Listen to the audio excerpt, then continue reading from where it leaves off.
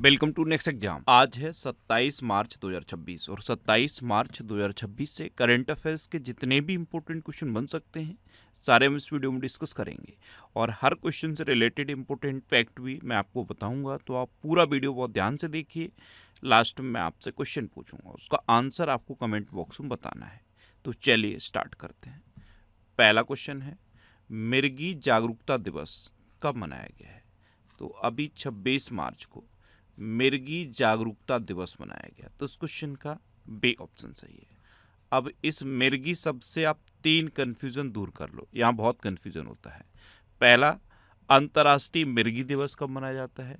तो अंतर्राष्ट्रीय मिर्गी दिवस फरवरी के सेकंड मंडे को मनाया जाता है, यानी कि फरवरी के दूसरे सोमवार को मनाया जाता है। पहला तो क्वेश्चन ये हो गया मिर्गी से रिलेटेड। दूसरा क्वेश्चन ये है कि भारत में मिर्गी दिवस कब मनाया जाता है? तो भारत में मिर्गी दिवस 17 नवंबर को मनाया जाता है। और तीसरा क्वेश्चन ये है कि मिर्गी जागरूकता दिवस कब मनाया जाता है? तो ये 26 मार्च को मनाया जाता है। तो तीनों याद रखने हैं। कौन कौन से? पहला, मिर्गी दिवस, यानी कि अंतर्राष्ट्रीय मिर्गी दिवस आपको लिखा मिलेगा। तो अंतर्राष्ट्रीय मिर्गी दिवस फरवरी के दूसरे सोमवार को मनाया जाता है। दूसरा क्वेश्चन क्या है? भारत में मिर्गी दिवस या फिर राष्ट्रीय मिर्गी दिवस आपको लिखा दिखेगा। तो राष्ट्रीय मिर्गी दिवस 17 नवंबर को मनाया जाता है। और तीसरा क्वेश्चन, मिर्गी जागरूकता दिवस कब मनाया जाता है? तो मिर्गी जागरूकता दिवस 26 मार्च को मनाया जाता है। तो अब मिर्गी से रिलेटेड कभी भी क्वेश्चन पूछा जाए तो कंफ्यूज मत होना, तीनों को आप एक जगह नोट कर लो जिससे कि आपकी कंफ्यूजन ना हो। तो मिर्गी के बारे में जागरूकता बढ़ाने के लिए हर साल 26 मार्च को ये मिर्गी जागरूकता दिवस मनाया जाता है। इसे पर्पल डे भी कहते हैं। ये जो 26 मार्च को मनाया जाता है ना, इसे पर्पल डे भी कहते हैं। दुनिया भर में लगभग 5 करोड़ से ज़्यादा लोग इस तरह की बीमारी से, ये जो मिर्गी की बीमारी है, मानसिक बीमारी है, इससे पीड़ित हैं। तो इसके बारे में जागरूकता बढ़ाने के लिए मनाया जाता है। अच्छा, अभी 1 मार्च को विश्व नागरिक सुरक्षा दिवस मनाया गया। और 1 तारीख से मैंने आपको 1 दिसंबर बताया था।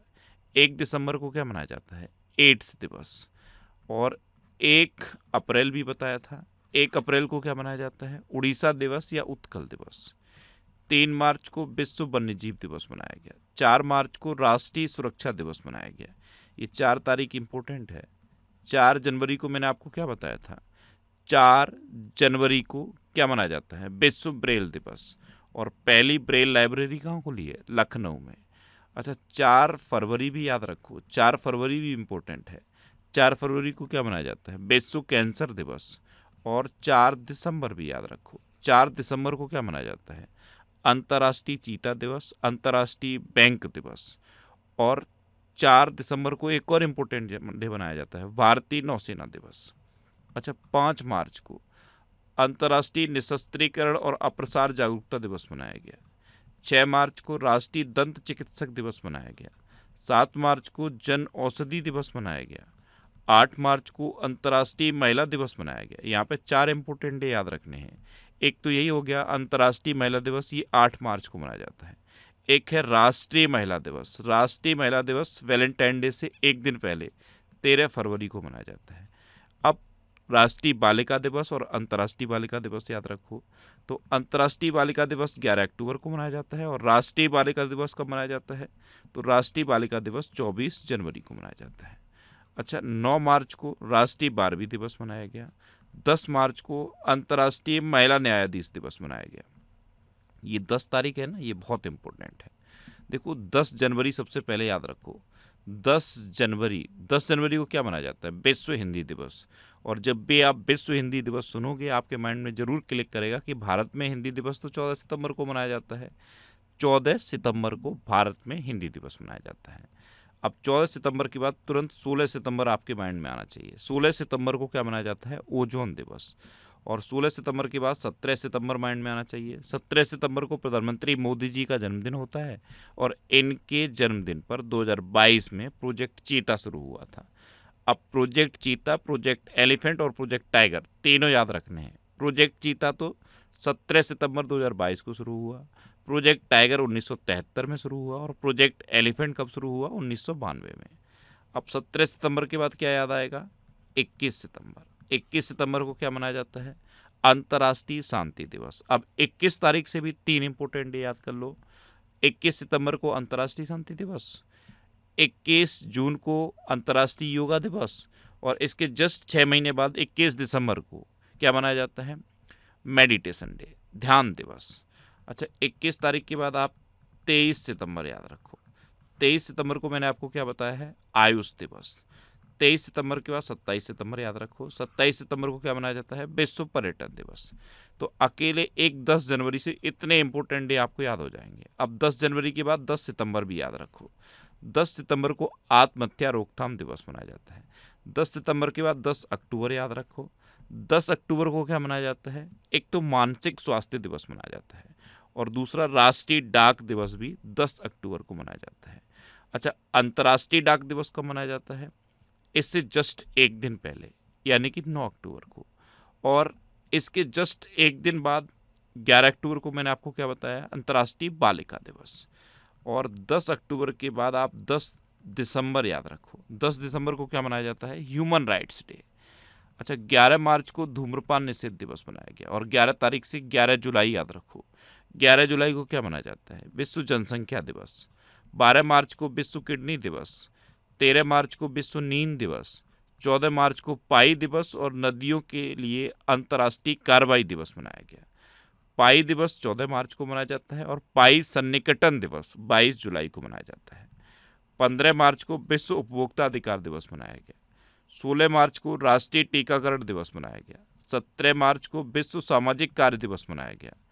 18 मार्च को आयुध निर्माण दिवस मनाया गया। 20 मार्च को अंतर्राष्ट्रीय प्रसन्नता दिवस और फ्रेंच भाषा दिवस मनाया गया। विश्व गौरैया दिवस भी 20 मार्च को मनाया जाता है। 21 मार्च को 6 इंपोर्टेंट डे मनाए जाते हैं। कौन कौन से? अंतर्राष्ट्रीय वन दिवस, अंतर्राष्ट्रीय नवरोज दिवस, अंतर्राष्ट्रीय नस्ली भेदभाव दिवस, विश्व कविता दिवस, विश्व हिमनद दिवस और विश्व कठपुतली दिवस। अच्छा, 22 मार्च को विश्व जल दिवस मनाया गया। इस बार के विश्व जल दिवस की थीम क्या थी? Water and gender. अच्छा, 23 मार्च को विश्व मौसम विज्ञान दिवस और विश्व भालू दिवस मनाया गया। 23 मार्च को भगत सिंह, सुखदेव और राजगुरु को फांसी दी गई थी, तो शहीद दिवस भी 23 मार्च को मनाया जाता है। 24 मार्च को विश्व क्षय रोग दिवस, या फिर इसे विश्व टीबी दिवस भी कहते हैं। तो विश्व टीबी दिवस 24 मार्च को मनाया गया। इस बार इसकी थीम क्या थी? Yes way can end TB. तो इस क्वेश्चन से आपको इतनी जानकारी मिलती है। आज की इस वीडियो को हम टारगेट रखते हैं 10,000 लाइक का। तो अगर ये वीडियो आपको अच्छा लगता है, हेल्पफुल लगता है, तब आप इसे लाइक और शेयर जरूर किया करो। और मैं आपको बोलता हूँ, डेली मॉर्निंग में उठकर सबसे पहले अपने लिए एक टारगेट फिक्स करो। चाहे छोटा सा ही टारगेट फिक्स करो, लेकिन डेली मॉर्निंग में उठकर सबसे पहले अपने लिए एक टारगेट फिक्स करो, और फिर अपना पूरा दिन उस टारगेट को अचीव करने में लगा दो। आपकी लाइफ ऑटोमेटिकली अच्छी हो जाएगी। नेक्स्ट क्वेश्चन है, किस राज्य सरकार ने इंडस्ट्रियल पार्क पॉलिसी 2026 लॉन्च की? तो ये राजस्थान ने लॉन्च की है। राजस्थान ने निवेश को बढ़ावा देने और रोजगार के नए अवसर पैदा करने के लिए, निवेश को बढ़ावा देने और रोजगार के नए अवसर पैदा करने के लिए इंडस्ट्रियल पार्क पॉलिसी 2026 लॉन्च की है। तो उस क्वेश्चन का सी ऑप्शन सही है। अब राजस्थान ने लॉन्च किया ना, तो ये है मैप में राजस्थान। आपको पता है, क्षेत्रफल की दृष्टि से राजस्थान सबसे बड़ा राज्य है। राजस्थान की कैपिटल है जयपुर। राजस्थान के चीफ मिनिस्टर हैं भजनलाल शर्मा, और राजस्थान के गवर्नर हैं हरिभाऊ किशनराव बागड़े। राजस्थान में स्थित प्रसिद्ध माउंट आबू का नाम अब बदल दिया गया है। इसका नाम अबूराज रखा गया है। भारतीय सेना ने पोखरण फील्ड फायरिंग रेंज में अग्नि वर्षा सैन्य अभ्यास किया। राष्ट्रपति द्रौपदी मुर्मू ने जैसलमेर में प्रचंड हेलीकॉप्टर में उड़ान भरकर इतिहास रख दिया। अभी जब भी आप राष्ट्रपति का नाम सुनेंगे, 3 क्वेश्चन आपके माइंड में आएंगे। एक क्वेश्चन तो ये प्रचंड हेलीकॉप्टर वाला, प्रचंड हेलीकॉप्टर में बैठ के उड़ान कहाँ भरी? जैसलमेर में। एक क्वेश्चन, राष्ट्रपति मुर्मू ने अभी राफेल जेट में बैठ के उड़ान भी भरी है, वो कहाँ भरी? अंबाला एयरवेज से। और राष्ट्रपति मुर्मू ने INS बागसीर में बैठ के यात्रा की है, वो कहाँ पे की है? कर्नाटक के कारवार द्वीप पर। तो ये तीनों क्वेश्चन राष्ट्रपति मुर्मू जी से रिलेटेड हैं, तीनों याद रखने हैं। अच्छा, भारतीय सेना ने पोखरण फील्ड फायरिंग रेंज में स्टेला 10 मिसाइल का सफल परीक्षण किया। ग्रामीण टूरिज्म को बढ़ावा देने, नौकरियां पैदा करने, लोकल इनकम बढ़ाने के लिए राजस्थान ने होम स्टे स्कीम 2026 शुरू की है, और राजस्थान भारत का सबसे बड़ा ऊन उत्पादक राज्य बनकर उभरा है। अच्छा, राजस्थान में सरिस्का नेशनल पार्क है, रणथंभौर नेशनल पार्क है, केवला देवघाना पक्षी विहार है और मुकुंदरा हिल टाइगर रिजर्व भी राजस्थान में है। नेक्स्ट क्वेश्चन है, एकात्म मानव दर्शन भारत का विश्व दृष्टिकोण, ये एक अंतर्राष्ट्रीय शैक्षणिक सम्मेलन हुआ है, इसका उद्घाटन कहाँ हुआ? इसका उद्घाटन हुआ है मैसूर में। कर्नाटक में जो कर्नाटक स्टेट ओपन यूनिवर्सिटी है मैसूर में, यहाँ पे एकात्म मानव दर्शन भारत का विश्व दृष्टिकोण, इस टॉपिक पर एक अंतर्राष्ट्रीय शैक्षणिक सम्मेलन हुआ और इसका उद्घाटन हमारे उपराष्ट्रपति CP राधाकृष्णन ने किया। तो उस क्वेश्चन का बी ऑप्शन सही है। नेक्स्ट क्वेश्चन है, वन संरक्षण को बढ़ावा देने के लिए किस राज्य ने निंगोल वन पहल शुरू की है?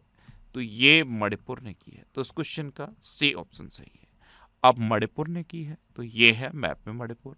मणिपुर की कैपिटल है इम्फाल। मणिपुर के चीफ मिनिस्टर हैं युम नाम खेमचंद सिंह और मणिपुर के गवर्नर कौन है? अजय कुमार भल्ला। कौन है? अजय कुमार भल्ला।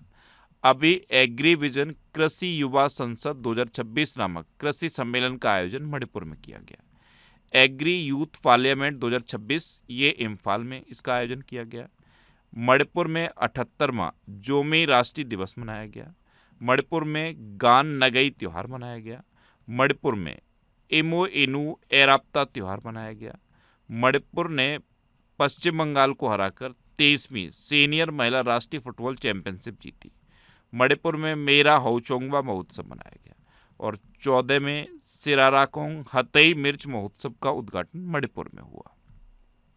नेक्स्ट क्वेश्चन है, भारतीय वायुसेना की सूर्य किरण एरोबेटिक टीम ने कहाँ 2 दिन के वायु प्रदर्शन का आयोजन किया है?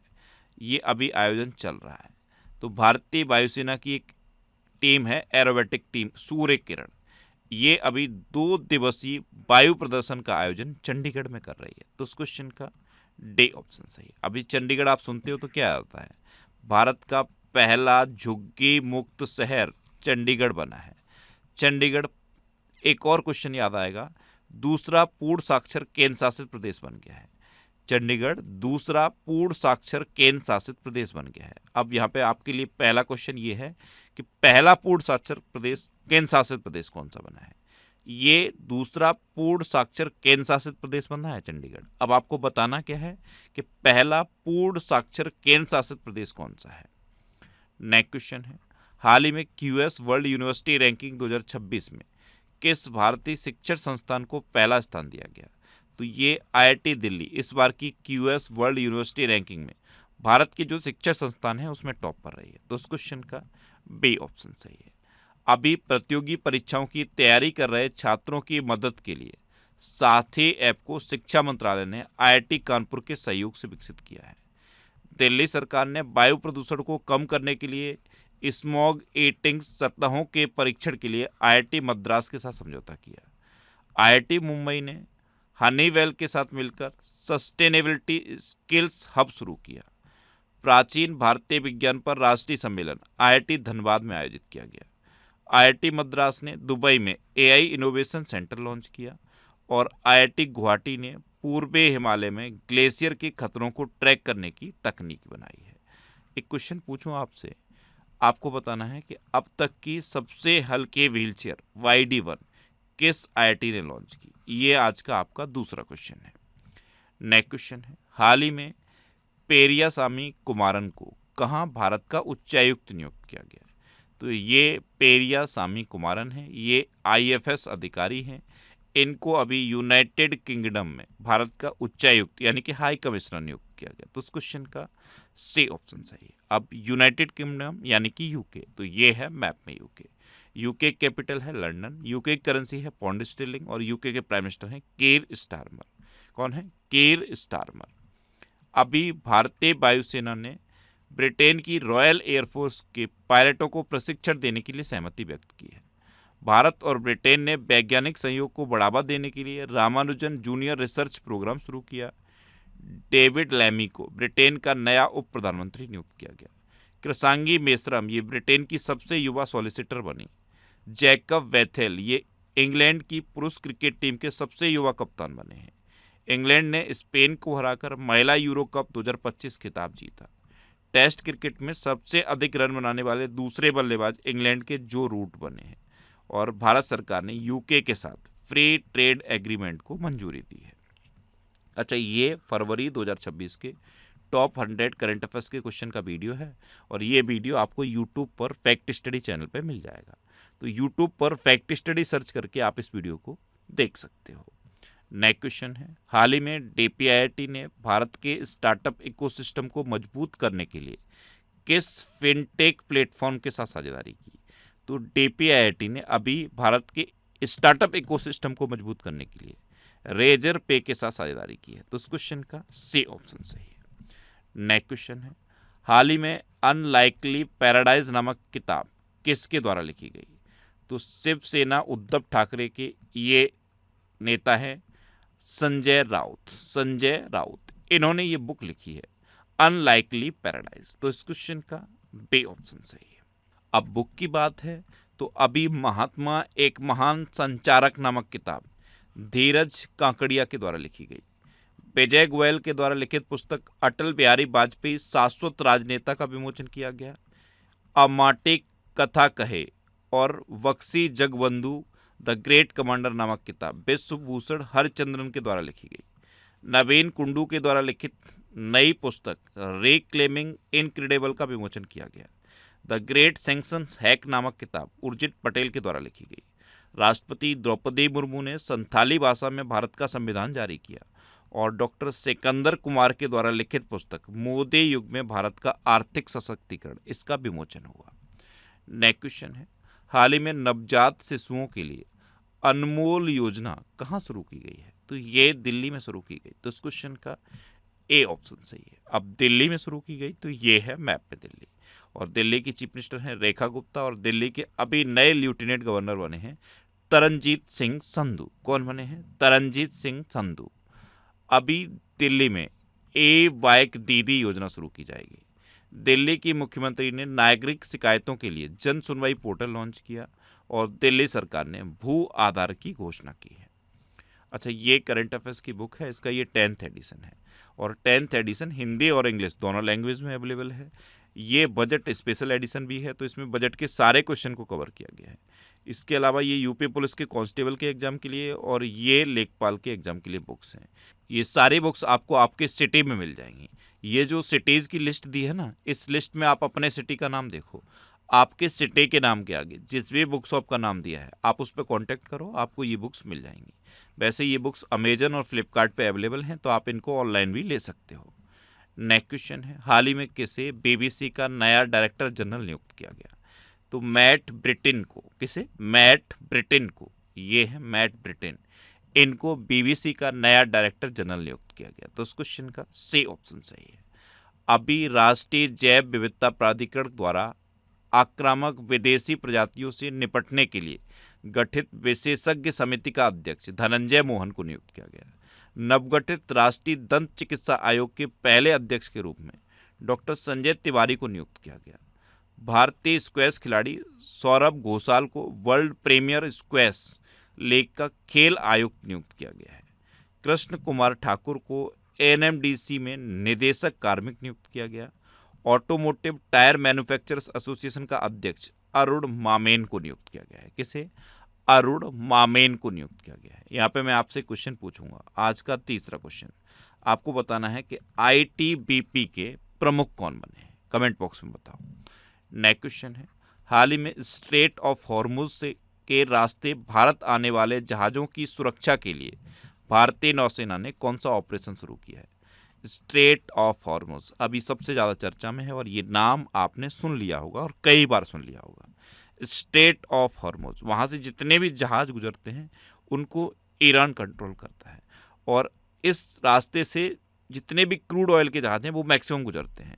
अभी इंडिया में जो LPG की दिक्कत वाली खबर है आप पढ़ रहे हो, वो इसीलिए है कि स्ट्रेट ऑफ हॉर्मुज में तनाव चल रहा है। तो स्ट्रेट ऑफ हॉर्मुज के रास्ते भारत आने वाले जहाज़ों की सुरक्षा के लिए भारतीय नौसेना ने ऑपरेशन ऊर्जा सुरक्षा शुरू किया। तो उस क्वेश्चन का बी ऑप्शन सही। इसका नाम जरूर याद रखना, ऑपरेशन ऊर्जा सुरक्षा, ये इंपॉर्टेंट है।